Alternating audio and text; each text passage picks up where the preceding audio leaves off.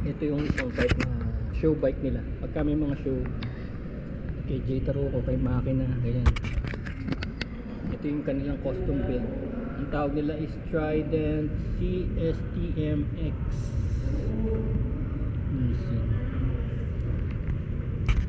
So medyo robotics ang dating, no? Kaya naka-tino yung head. Sabi sa akin nung nag-work dito, hindi raw ito ginagamit talaga for road. Kasi, oh, see, it's, iron machine. Iron machine.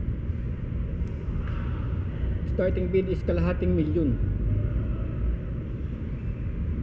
So ito is more for the display, para lang masabi na meron kang one of a kind, unique bike. Ito yung side, signal lights. Look at the signal lights right here. Tawag nila yung CSTMX concept.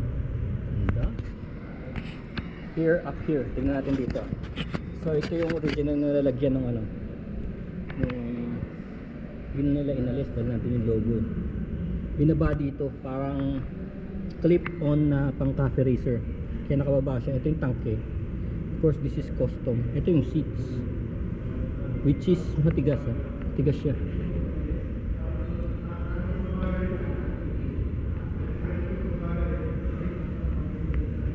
Ito siya.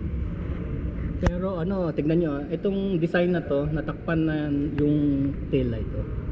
Tail light, natakpan na siya. Pero of course yung signal light, ito pa rin. May reflector. Kita pa rin pala. Ayun, kita pa rin. Wow, ganda.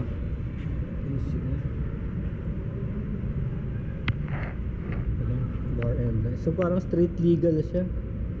Street legal, may signal lights, may side mirror. Ang engine nito, engine nito is inline 3 to. Inline 3. Yung makina nito inline 3. Siguro around 1200. So that's the concept card. CSTL concept card. Here at San Juan Triumph, San Juan branch Triumph. Look at the other bikes. Dito na.